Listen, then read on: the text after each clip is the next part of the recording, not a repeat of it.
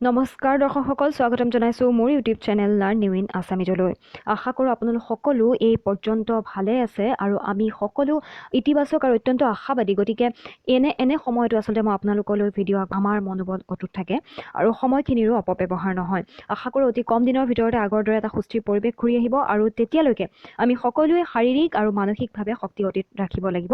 আৰু নেট পৰীক্ষাৰ বাবেও আমি প্ৰস্তুত হ'ব লাগিব যাতে পৰীক্ষাৰ সময়ত আজিৰ সময়খিনি সৎব্যৱহাৰ নকৰাৰ বাবে আমি কোনো ধৰণৰ অনুশোচনা কৰিবলগীয়া নহয় আজি মই সেইসকল ছাবস্ক্ৰাইবাৰ যিসকলে মোৰ সৈতে পোনপটীয়াকৈ যোগাযোগ কৰিব বিচাৰে হোৱাটছএপৰ থ্ৰু দি হওক বা অন্যান্য মেইল কৰিব পাৰে তেওঁলোকে মই ইতিমধ্যে কৈছোঁৱে কিন্তু আপোনালোকৰ কাৰণে মই এটা সহজ উপায় লৈ আহিছোঁ যিসকলে মোৰ সৈতে পোনপটীয়াকৈ সংযোগত থাকিব বিচাৰে তেওঁলোকে মোৰ এটা টেলিগ্ৰাম চেনেল আছে মোক অলৰেডি এজন ছাবস্ক্ৰাইবাৰে মোক ছাজেষ্ট কৰিছিলে টেলিগ্ৰাম গ্ৰুপ এটা খোলাৰ কাৰণে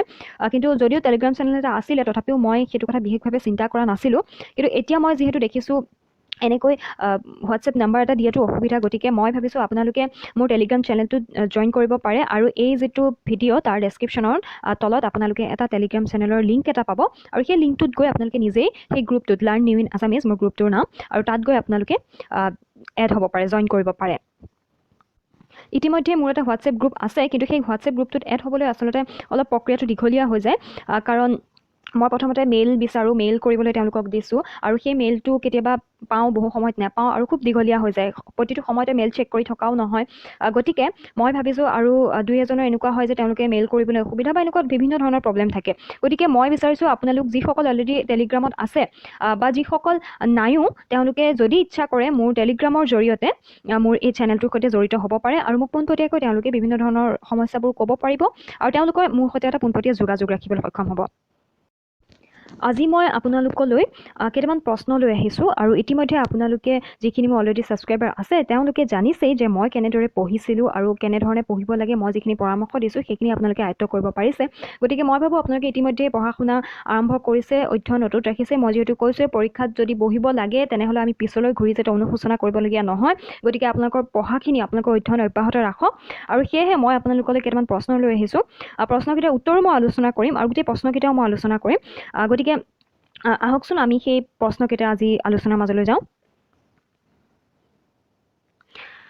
প্ৰথম প্ৰশ্নটো হৈছে তলৰ কোনখন সংস্কৃত নাটকৰ অসমীয়া ৰূপ আপোনালোকে হয়তো দেখিছে এই প্ৰশ্নটো ইয়াত চাব আপোনালোকে একোটা প্ৰশ্নৰ পৰা কেনেধৰণে এতিয়া যিহেতু এই প্ৰশ্নখিনি মই নিজে উলিয়াইছোঁ গতিকে এই ধৰণে প্ৰশ্নটো নাহি পৰীক্ষাত হয়তো অলপ বেলেগ ধৰণৰ আহি যাব পাৰে গতিকে প্ৰথম প্ৰশ্নটো আপোনালোকে চাওক যে সংস্কৃত নাটকৰ অসমীয়া ৰূপ লগে লগে আমি এটা কথা গম পালোঁ যে ইয়াৰ যিটো উত্তৰ হ'ব সেইখন এখন অনুবাদ সাহিত্য বা অনুবাদ নাটকো গতিকে অসমীয়া অনুবাদ সাহিত্যৰ ক্ষেত্ৰত সেই নামটো কিন্তু আমি মনত ৰাখিবলগীয়া হ'ব গতিকে আমি এতিয়া উত্তৰটো চাম প্ৰথমতে অপশ্যন দিছে ৰুনুমি খ অপশ্যন প্ৰতিমা গ মগবীৰাজান আৰু চতুৰ্থটো হৈছে বনিশ কোঁৱৰ গতিকে প্ৰথমতে আমি যেতিয়া এটা প্ৰশ্ন দেখোঁ যিকোনো এখন প্ৰশ্ন কাকতেই হওক 2016 চন 18 চন 19 চন এনেকৈ আমি যেতিয়াৰ পৰা প্ৰশ্ন এখন কৰিবলৈ আৰম্ভ কৰোঁ তেতিয়া আমি যেনেকৈ অপশ্যনবোৰ পাওঁ তেতিয়া সেই অপশ্যনবোৰৰ বিষয়ে কিন্তু অলপ জানি থ'ব লাগে গতিকে মই আপোনালোকক কৈ দিওঁ যে ৰুনুমি এখন সামাজিক নাটক আৰু সেইখনৰ নাট্যকাৰ হৈছে সুৰেশ গোস্বামী আৰু এইখন ইপছেনৰ এখন নাটক সেইখনৰ ছাঁ লৈ লিখা হৈছে গতিকে এইখন সংস্কৃত নাটকৰ অসমীয়া ৰূপ নহয় দ্বিতীয়তে আহিল প্ৰতিমাখন হৈছে খগেন্দ্ৰনাথ শাস্ত্ৰীৰ এখন অসমীয়া অনুবাদ ৰূপ অৰ্থাৎ সংস্কৃত নাটকৰ অসমীয়া অনুবাদ ৰূপ আমি ইয়াত উত্তৰটো মই আপোনালোকক জনাই দিছোঁ যে উত্তৰটো হ'ব খ কিন্তু তাৰপিছতো আমি জানিব লাগিব যে সেইখন ক'ৰ পৰা অনুবাদ কৰা হৈছে প্ৰতিমা নামৰে এখন ভাষৰ নাটক আছিলে সেইখন সংস্কৃতত লিখা আছিলে আৰু সেই প্ৰতিমা নামৰ যিখন নাটক ভাষৰ সেইখনৰ পৰাই খগেন্দ্ৰনাথ শাস্ত্ৰীদেৱে এখন প্ৰতিমা নাম দিয়ে অসমীয়া ৰূপত নাটকখন অনুবাদ কৰিছে তাৰপিছত আহিল মগবীৰাজান নামটো আপোনালোকে শুনিছেই হয়তো মগবীৰাজান হৈছে এখন জনপ্ৰিয় নাটক এই মগবীৰাজান নামৰ নাটকখন শাৰদাকান্ত বৰদলৈ আৰু কৃষ্ণানন্দ ভট্টাচাৰ্যই হিন্দু মুছলমানৰ সম্প্ৰীতিৰ ভিত্তিত 1948 চনত ৰচনা কৰে গতিকে এই নাটকখনৰ বিষয়ে আমি অলপ জানিলোঁ আৰু তাৰপিছত আহিলে বনিজ কোঁৱৰ নামটো শুনিছে এইখনো এখন খুব জনপ্ৰিয় নাটক অসমীয়া ছাত্ৰ ছাত্ৰীসকলে জানেই এইখন হৈছে শেক্সপিয়াৰৰ দ্য মাৰ্চেণ্ট অফ ভেনিছ আগতে প্ৰশ্নও আহিছে নেটৰ পৰীক্ষাত গতিকে শেক্সপিয়াৰৰ দ্য মাৰ্চেণ্ট অফ ভেনিছ নামৰ যিখন নাটক আছিলে সেইখনৰ অসমীয়া অনুবাদ ৰূপ হৈছে অতুল চন্দ্ৰ হাজৰিকাৰ বনিজ কোঁৱৰ গতিকে নেক্সট কুৱেশ্যনটো হৈছে একেধৰণৰে ক অংশৰ লগত খ অংশ মিলোৱা একেধৰণৰ অৰ্থাৎ মই আজি নাটক সম্পৰ্কত লৈ আহিছোঁ প্ৰশ্ন আৰু যিখিনি নাটকৰ বিষয়ে আনিছোঁ সেইখিনি 20 শতিকাৰ 40ৰ দশকৰ আচলতে গতিকে মই আপোনালোকক সময়খিনিও কৈ দিছোঁ আৰু আপোনালোকে ক'ত কেনেকৈ পাব উত্তৰবোৰ মই সেইখিনিও কৈ দিম কিন্তু ইয়াৰ লগতে আমি জানিবলগীয়া কথাখিনি জানি লওঁ কৰুণাধৰ বৰুৱা ক অংশত আৰু খ অংশত আছে ৰত্নাকৰ আৰু মই কৈ দিওঁ যে কৰুণাধৰ বৰুৱাৰে ৰত্নাকৰ নাটকখন হয় আৰু এই ৰত্নাকৰ নাটকখন এখন ধেমেলীয়া নাটক সেইটো মনত ৰাখিব ইয়াত প্ৰথমটো মিলিয়ে আছে কৰুণাধৰ বৰুৱাৰ ৰত্নাকৰ আৰু সেইখন এখন ধেমেলীয়া নাটক আৰু সেইখনৰ ৰচনা হৈছিলে 1947 চনত আপোনালোকে কথাখিনি নোট কৰি যাব আৰু তাৰ নেক্সট আহিলে সুৰেন্দ্ৰনাথ শইকীয়াৰ সৈতে মিলিব অপশ্যন ডি আপোচ নামৰ এখন ধেমেলীয়া নাটকে এইখনো আৰু সেইখনৰ ৰচনা হৈছিলে 1949 চনত অৰ্থাৎ 1949 চনত তাৰপিছত আহিলে কুমুদ চন্দ্ৰ বৰুৱাৰে বৰযাত্ৰীখন গতিকে সেইখনো মিলি আছে কুমুদ চন্দ্ৰ বৰুৱাৰ সেইখনো এখন ধেমেলীয়া নাট আৰু শেষত আহিলে দণ্ডিনাথ কলিতাৰ পোহনীয়া কুকুৰ সেইটো মিলিব অৰ্থাৎ 4ৰ লগত ক অংশৰ 4ৰ লগত অপশ্যন বি মিলিব গতিকে আপোনালোকে মিলাই ল'ব আৰু নোট কৰি ল'ব আৰু দণ্ডিনাথ কলিতাৰ পোহনীয়া কুকুৰখনো হৈছে এখন ধেমেলীয়া নাটক যিখন 1946 চনত প্ৰকাশ পাইছিলে গতিকে যেতিয়া এখন নাটকৰ বিষয়ে পাব এজন নাট্যকাৰৰ বিষয়ে পাব বা এজন সাহিত্যিকৰ বিষয়ে পাব গোটেই ডিটেইলছখিনি কিন্তু আপোনালোকে জানি থ'ব যেতিয়া এখন কুৱেশ্যন পেপাৰ কৰিব গতিকে মই আপোনালোকক এইখিনি ক'লোঁ তাৰ নেক্সট কুৱেশ্যনটো হৈছে সামাজিক নাটকৰ থূল সামাজিক নাটকৰ ইয়াত কেইখনমান নাটক দিছে ক লভিতা অপশ্যন খ লক্ষ্মণ গ চাকৈ চকুৱা আৰু খ কমতা কুঁৱৰী ইয়াৰে যিকেইখন সামাজিক নাটক তাৰে থূলটো বাচিব লাগে আৰু প্ৰথমতে কৈ দিওঁ যে লভিতা যদিও এখন আমাৰ যিখিনি আমাৰ স্বাধীনতা আন্দোলনৰ লগত জড়িত 47 বা 42 যিখিনি গণ আন্দোলন তাৰ ওপৰত ভিত্তি কৰি এখন ৰচনা কৰা এখন নাটক কিন্তু তাৰ যিটো গোটেই ইম্পেক্ট যিটো প্ৰভাৱ সেইটো হৈছে সামাজিক নাটকৰ এটা প্ৰভাৱ গতিকে তাৰ সেইখন হৈছে এখন সামাজিক নাটক লভিতা আৰু লভিতাখন জানেই কোনে ৰচনা কৰিছে জ্যোতিপ্ৰসাদ আগৰৱালাই আৰু তাৰপিছত চাকৈ চকুৱা সত্যপ্ৰসাদ বৰুৱাৰ চাকৈ চকুৱাখন হৈছে এখন সামাজিক নাটক আৰু সেইখন চাকৈ চকুৱা 1940 চনত প্ৰকাশ পাইছিলে লভিতা যে এখন সামাজিক নাটক সেই সম্পৰ্কে আপোনালোকৰ 2019 বৰ্ষৰ ডিচেম্বৰ মাহতো এটা প্ৰশ্ন আহিছে আৰু তাৰ লগত এখন পহিলা তাৰিখ নামৰ এখন নাটকৰ অপশ্যনটো মিলে গতিকে দুইখনেই সামাজিক নাটক আৰু সেই ধৰণৰ এটা প্ৰশ্ন আহিছে গতিকে আপোনালোকে তেনেধৰণে চাব আৰু চাকৈ চকুৱাৰ বিষয়ে ক'লোঁ লভিতাৰ বিষয়ে ক'লোঁ এতিয়া হৈছে লক্ষ্মণ ইয়াত যিটো অপশ্যন আছে লক্ষ্মণনো কি নাটক সেইখন হৈছে এখন পৌৰাণিক নাটক লক্ষ্মণ আৰু সেইখন সুৰেন্দ্ৰনাথ শইকীয়াৰ ইতিমধ্যে মই ধেমেলীয়া নাটকাৰ হিচাপে আপোচ নামৰ যিখন ধেমেলীয়া নাট সেইখন সুৰেন্দ্ৰনাথ শইকীয়াই লিখা বুলি কৈছোঁৱে তাৰপিছত আহিলে লক্ষ্মণ নামৰ যিখন পৌৰাণিক নাটক আছে সেইখনো সুৰেন্দ্ৰনাথ শইকীয়াই ৰচনা কৰা আৰু সেইখনৰ প্ৰকাশৰ চনটো হৈছে 1949 চন অৰ্থাৎ 1949 তাৰপিছত আহিলে কমতা কুঁৱৰীখন হৈছে এখন ঐতিহাসিক নাটক আৰু সেইখন ৰচনা কৰিছে আনন্দ চন্দ্ৰ বৰুৱাই আৰু সেইখনৰ ৰচনাৰ সময়খিনি হৈছে 1940 চন গতিকে সামাজিক নাটকৰ থূলটো আপোনালোকে গম পালে আৰু অন্য কেইখন নাটকৰ বিষয়ে আপোনালোকে হয়তো বহুতখিনি কথা গম পালে তাৰপিছত আহিলে প্ৰকাশৰ চন অনুসৰি সজাওক ইয়াত কেইটামান অপশ্যন দিছে ভীষ্মৰ সৰসজ্জা মই আপোনালোকক জুম কৰি দেখুৱাই দিছোঁ প্ৰশ্নটো প্ৰকাশৰ চন অনুসৰি সজাব লাগে অৰ্থাৎ যিখন নাটক প্ৰথমে প্ৰকাশ পাইছে সেইকেইখন প্ৰথমতে লিখি তাৰপিছত ক্ৰমান্বয়ে লিখিব লাগে গতিকে কত আছে ভীষ্মৰ সৰসজ্জা তাৰপিছত খ কমতা কুঁৱৰী গ ৰুনুমি আৰু ঘ তকদিৰ ইতিমধ্যে আপোনালোকক মই ৰুনুমি আৰু কমতা কুঁৱৰীৰ বিষয়ে কৈ আহিছোঁ আপোনালোকৰ যদি মনত আছে ৰুনুমি এখন সামাজিক নাটক আৰু সেইখন 1946 চনত প্ৰকাশ পাইছিলে আৰু কমতা কুঁৱৰী 1940 চনত প্ৰকাশ পাইছে এইখন এখন ঐতিহাসিক নাটক আৰু এতিয়া আমাক লাগিব ভীষ্মৰ সৰসজ্জা আৰু তকদিৰ ভীষ্মৰ সৰসজ্জাখন এখন পৌৰাণিক নাটক এইখন ৰচনা কৰিছিলে মথুৰানাথ বৰুৱাই আৰু এইখনৰ সময় হৈছে 1947 চন আৰু লগতে তকদিৰ নামৰ যিখন নাটক সেইখন ৰচনা হৈছিলে 1949 চনত গতিকে আমি আটাইখিনিৰে সময় হয়তো মিলাব পাৰিম ক্ৰম অনুসাৰে প্ৰথমতে কমতা কুঁৱৰী অৰ্থাৎ 1940 চনত ৰচনা হৈছিলে খ তাৰপিছত আহিলে 1946 চনত ৰচনা কৰা ৰুনুমি অৰ্থাৎ খ গ তাৰপিছত আহিলে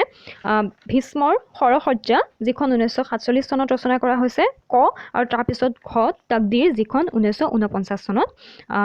ৰচনা কৰা হৈছে গতিকে আমাৰ শুদ্ধ উত্তৰটো হ'ব ক্ৰম অনুসাৰে খ গ ক আৰু খ গতিকে 4 নম্বৰ প্ৰশ্নটো হ'ল এতিয়া মই শেষৰ প্ৰশ্নটো আহিছোঁ আজি মই একেবাৰে কম প্ৰশ্ন লৈ আহিছোঁ 5টা প্ৰশ্ন যিহেতু উত্তৰবোৰো কৈ দিবলগীয়া হৈছে আলোচনা কৰিবলগীয়া হৈছে গতিকে শেষৰ প্ৰশ্নটো হৈছে ধেমেলীয়া নাটকৰ থুল ধেমেলীয়া নাটক ৰত্নাকৰ মই প্ৰথমতে ইতিমধ্যে প্ৰথম প্ৰশ্নটো যদি আপোনালোকে চাইছিলে ভালকৈ মনত আছে যদি পাব মই আপোনালোকক কৈ দিছিলোঁ প্ৰথম প্ৰশ্নটো নহয় দ্বিতীয় প্ৰশ্নটো কৰুণাধৰ বৰুৱাৰ ৰত্নাকৰ এইখন এখন ধেমেলীয়া নাটক বুলি কৈছিলোঁ গতিকে আমি এটা প্ৰশ্নৰ উত্তৰ পালোৱেই যে ৰত্নাকৰ এখন ধেমেলীয়া নাটক ক আৰু তাৰপিছত আৰু এখন ধেমেলীয়া নাটক লাগে আমাক সেইখন হৈছে মিলিটাৰী প্ৰেম কৰুণাধৰ বৰুৱাৰে সেইখনো গতিকে নামটো মনত ৰাখিব কৰুণাধৰ বৰুৱাৰে 1940 চনত মিলিটাৰী প্ৰেমখন প্ৰকাশ পাইছে আৰু ৰত্নাকৰ আৰু মিলিটাৰী প্ৰেম দুয়োখনেই হৈছে আচলতে ধেমেলীয়া নাটক আৰু মই ৰত্নাকৰৰ চনটো কৈ দিছোঁ ৰত্নাকৰ প্ৰকাশ পাইছিলে 1947 চনত গতিকে মনত ৰাখিব এই দুয়োখন ধেমেলীয়া নাটক আৰু দুয়োখনৰেই নাট্যকাৰ হৈছে কৰুণাধৰ বৰুৱা এতিয়া আহিলে পৰিচিত নাটকখন ধেমেলীয়া নাটক হয় নে নহয় পৰিচিত নাটকখন ধেমেলীয়া নাটক নহয় এইখন দণ্ডিনাথ কলিতাৰ এখন সামাজিক নাটক যিখনৰ ৰচনা হৈছে 1949 চনত আৰু শেষত আহিলে কোনবাতে সুচিব্ৰতা ৰায়চৌধুৰী 6 দৃশ্যযুক্ত এখন সামাজিক নাটক আৰু এইখন ৰচনা কৰা হৈছিলে 1948 চনত গতিকে এই দুয়োখন সামাজিক নাটক লগতে আপোনালোকে ধেমেলীয়া নাটক দুখনৰ লগতে প্ৰশ্নটোৰ উত্তৰৰ লগতে আপোনালোকে দুখন সামাজিক নাটকৰ বিষয়েও জানিলে গতিকে মই ভাবোঁ এনেধৰণে যদি আপোনালোকে নেক্সট কুৱেশ্যনটো হৈছে একেধৰণৰে ক অংশৰ লগত খ অংশ মিলোৱা একেধৰণৰ অৰ্থাৎ মই আজি নাটক সম্পৰ্কত লৈ আহিছোঁ প্ৰশ্ন আৰু যিখিনি নাটকৰ বিষয়ে আনিছোঁ সেইখিনি 20 শতিকাৰ 40ৰ দশকৰ আচলতে গতিকে মই আপোনালোকক সময়খিনিও কৈ দিছোঁ আৰু আপোনালোকে ক'ত কেনেকৈ পাব উত্তৰবোৰ মই সেইখিনিও কৈ দিম কিন্তু ইয়াৰ লগতে আমি জানিবলগীয়া কথাখিনি জানি লওঁ কৰুণাধৰ বৰুৱা ক অংশত আৰু খ অংশত আছে ৰত্নাকৰ আৰু মই কৈ দিওঁ যে কৰুণাধৰ বৰুৱাৰে ৰত্নাকৰ নাটকখন হয় আৰু এই ৰত্নাকৰ নাটকখন এখন ধেমেলীয়া নাটক সেইটো মনত ৰাখিব ইয়াত প্ৰথমটো মিলিয়ে আছে কৰুণাধৰ বৰুৱাৰ ৰত্নাকৰ আৰু সেইখন এখন ধেমেলীয়া নাটক আৰু সেইখনৰ ৰচনা হৈছিলে 1947 চনত আপোনালোকে কথাখিনি নোট কৰি যাব আৰু তাৰ নেক্সট আহিলে সুৰেন্দ্ৰনাথ শইকীয়াৰ সৈতে মিলিব অপশ্যন ডি আপোচ নামৰ এখন ধেমেলীয়া নাটকে এইখনো আৰু সেইখনৰ ৰচনা হৈছিলে 1949 চনত অৰ্থাৎ 1949 চনত তাৰপিছত আহিলে কুমুদ চন্দ্ৰ বৰুৱাৰে বৰযাত্ৰীখন গতিকে সেইখনো মিলি আছে কুমুদ চন্দ্ৰ বৰুৱাৰ সেইখনো এখন ধেমেলীয়া নাট আৰু শেষত আহিলে দণ্ডিনাথ কলিতাৰ পোহনীয়া কুকুৰ সেইটো মিলিব অৰ্থাৎ 4ৰ লগত ক অংশৰ 4ৰ লগত অপশ্যন বি মিলিব গতিকে আপোনালোকে মিলাই ল'ব আৰু নোট কৰি ল'ব আৰু দণ্ডিনাথ কলিতাৰ পোহনীয়া কুকুৰখনো হৈছে এখন ধেমেলীয়া নাটক যিখন 1946 চনত প্ৰকাশ পাইছিলে গতিকে যেতিয়া এখন নাটকৰ বিষয়ে পাব এজন নাট্যকাৰৰ বিষয়ে পাব বা এজন সাহিত্যিকৰ বিষয়ে পাব গোটেই ডিটেইলছখিনি কিন্তু আপোনালোকে জানি থ'ব যেতিয়া এখন কুৱেশ্যন পেপাৰ কৰিব গতিকে মই আপোনালোকক এইখিনি ক'লোঁ তাৰ নেক্সট কুৱেশ্যনটো হৈছে সামাজিক নাটকৰ থুল সামাজিক নাটকৰ ইয়াত কেইখনমান নাটক দিছে ক লভিতা অপশ্যন খ লক্ষ্মণ গ চাকৈ চকুৱা আৰু খ কমতা কুঁৱৰী ইয়াৰে যিকেইখন সামাজিক নাটক তাৰে থুলটো বাচিব লাগে আৰু প্ৰথমতে কৈ দিওঁ যে লভিতা যদিও এখন আমাৰ যিখিনি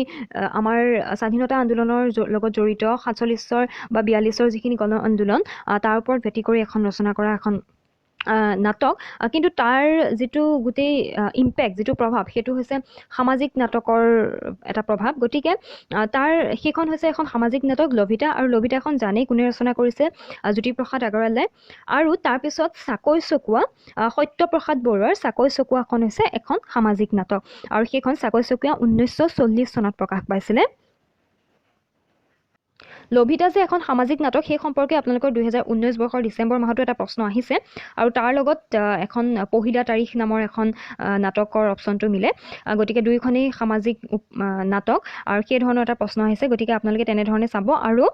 চাকৈ চকুৱাৰ বিষয়ে ক'লোঁ লভিতাৰ বিষয়ে ক'লোঁ এতিয়া হৈছে লক্ষ্মণ ইয়াত যিটো অপশ্যন আছে লক্ষ্মণ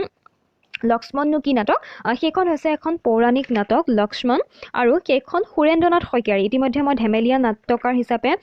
আপোচ নামৰ যিখন ধেমেলীয়া নাট সেইখন সুৰেন্দ্ৰনাথ শইকীয়াই লিখা বুলি কৈছোঁৱে তাৰপিছত আহিলে লক্ষ্মণ নামৰ যিখন পৌৰাণিক নাটক আছে সেইখনো সুৰেন্দ্ৰনাথ শইকীয়াই ৰচনা কৰা আৰু সেইখনৰ চনটো হৈছে প্ৰকাশৰ চনটো হৈছে 1949 চন অৰ্থাৎ 1949 তাৰপিছত আহিলে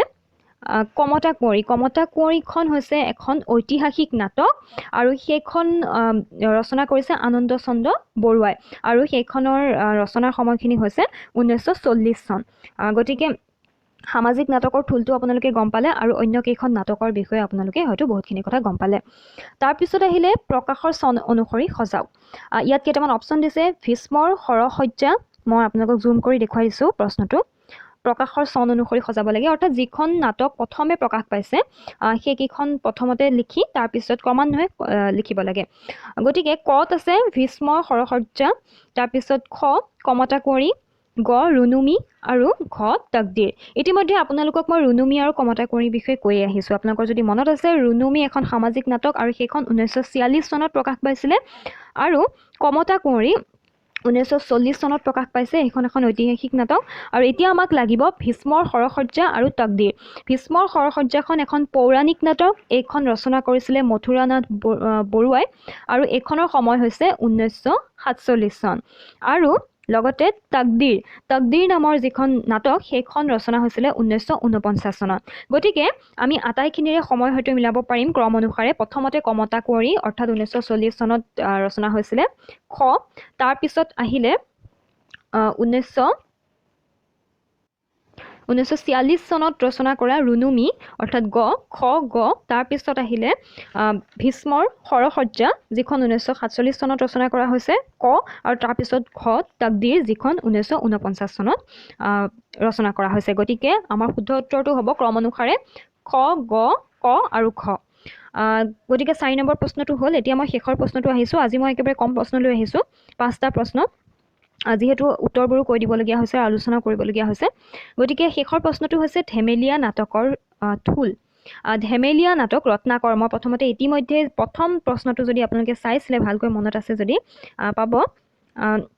মই আপোনালোকক কৈ দিছিলোঁ প্ৰথম প্ৰশ্নটো নহয় দ্বিতীয় প্ৰশ্নটো কৰুণাধৰ বৰুৱাৰ ৰত্নাকৰ এইখন এখন ধেমেলীয়া নাটক বুলি কৈছিলোঁ গতিকে আমি এটা প্ৰশ্নৰ উত্তৰ পালোৱেই